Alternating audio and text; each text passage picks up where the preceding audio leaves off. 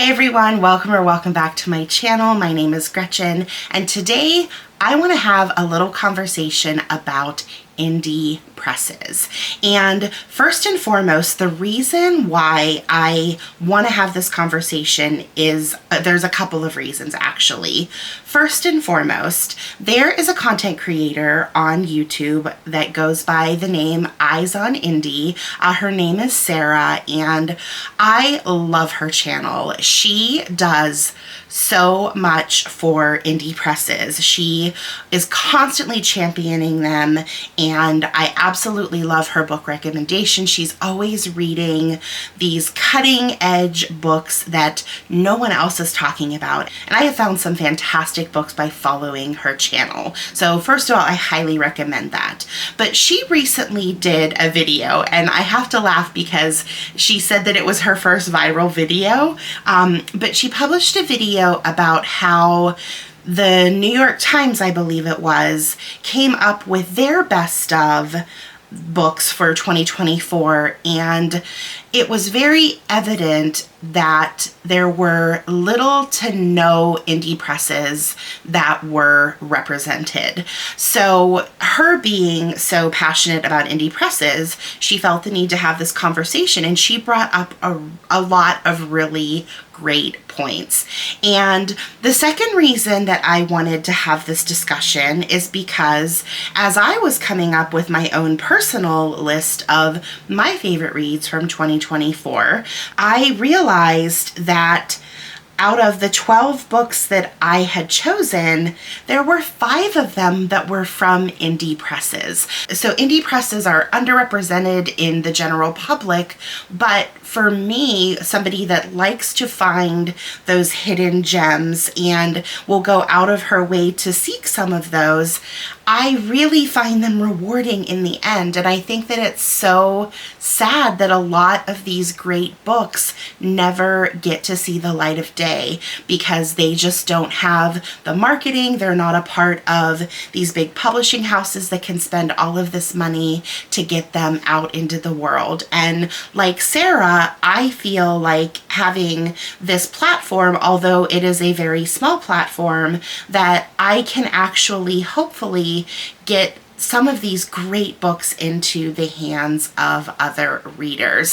So as I was kind of thinking about her video and then reflecting on my own personal list, I thought what a great idea it would be for me to take the time on my channel to highlight some indie presses. Maybe they're indie presses that I'm familiar with, maybe they're ones that I have never read from, but to have this kind of ongoing series where I'm highlighting a specific indie press, I'm reading books from that press, and I'm talking about them. So I think that that's something I really want to focus on and maybe do a little video series of that for 2025 and hopefully beyond. So for those of you that didn't get to see my 2024 Best Reads video, the 5 books that came from independent presses that I had on my list were Stoner from New York Review Books, or NYRB, Elena Knows by Claudia Pinheiro, translated by Frances Riddle from the Spanish.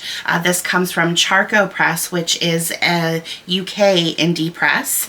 I had Lojman by Ebru Ojan. This is translated from the Turkish by Aaron Aji and Celine Gakeshku, and this is from City Lights Press, or City Lights Books, I should say. I had Winter in Sokcho by Eliza Shua Dusapan, and this was translated by Anissa Abbas Higgins from the French, and this is from Open Letter. And then this next one is kind of it's kind of shaky as to whether I can consider this an indie press because they joined Hachette, but in the US it was published under Algonquin, which used to be an indie press, but in the UK it was published under One World, which is a UK indie press, and that is Night Bloom by Peace Adzo Medi. So I'm still counting it because it's still supporting an indie publisher in the UK. So the first press that you should see a video for eventually will be Black Cat, and this is actually an imprint of Grove Atlantic. Now there's a couple reasons why I chose this specific publisher. First and foremost, another added layer of complication to this challenge for me, or this video series, I should say, is that one of my personal goals for 2025 is I need to start reading from my shelves. My physical TBR is absolutely out of control and I need to rein it in. And fortunately, when I do purchase books, I tend to get them from indie presses.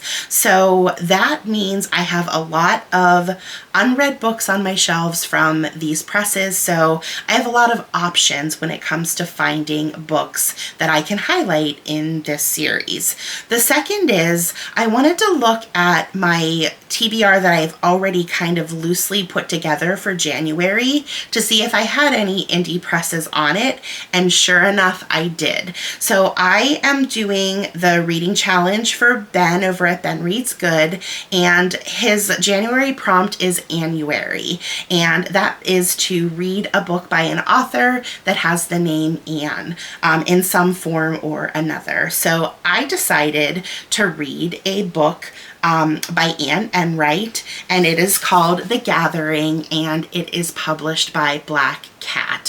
So this is perfect. So once I determined that it was going to be Black Cat, I went through my shelves to see if I could find 2 other books that were published by Black Cat, because my goal is to highlight 3 books in each of the videos, and sure enough, once again, I did. Another book that I have yet to read that was published by Black Cat is actually a winner of the Booker Prize from 2019, and that is Girl, Woman, Other by Bernadine Evaristo. This is a book that I've been meaning to get to for ages, so this is a perfect excuse for me to read it. And then the third book is said to be a long lost classic that's recently been translated into English for the first time, and that is Witold Grombowicz's The Possessed, and this is translated from the Polish by Antonia Lloyd-Jones. So those are the 3 books that I plan on reading from Black Cat. Now, I'm actively reading The Gathering right now. I'm about halfway through it, so once I am done with this one, I'll start on one of the other 2. So I'm not sure exactly when I'll have that first video out, but I still wanted to give you some insight on kind of what is going to be happening with my channel, some of the things that you can be expecting, and then also kind of to throw it out to you guys to see if there's any specific indie publishers that you want me to look into. Now, I did say I would read books from my physical TBR, so I might not have anything from the press that you ask for, but it never hurts to ask. And also, this could be an ongoing series that I continue to do into next year as well. As long as there are indie presses out there that need a little love, I will be happy to read books from them. So just to also kind of give you a little bit of a heads up, I plan on doing one for Tin House. I will of course be doing something from NYRB. I will be doing something from Europa. I'll do something from $2 Radio. I'll be doing something from Fitzcarraldo, I think in September. There are so many, and if you could actually see my dining room table right now, it's kind of a mess. I have all of the books that I've pulled off of my physical TBR stacked in piles of which press they're from. So I have lots of options to choose from, and maybe one of the ones that you suggest could be on my list next. So I want to hear about those indie titles that you love. I want to hear about those presses that you frequent. And yeah, I really love the idea of this series. And this, as I mentioned at the beginning, this is in honor of Sarah over at Eyes on Indie, and I hope I do her proud.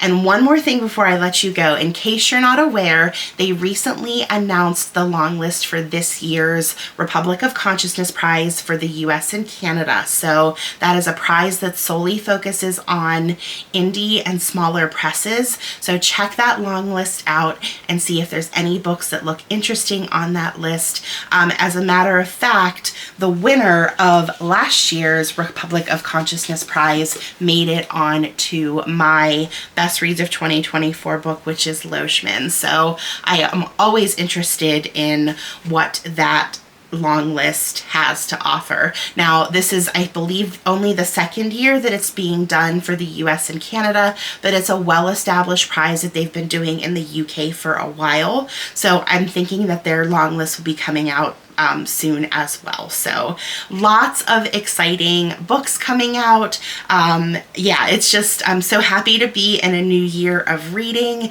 and really looking forward to growing this channel with all of you. And until we read again, bye.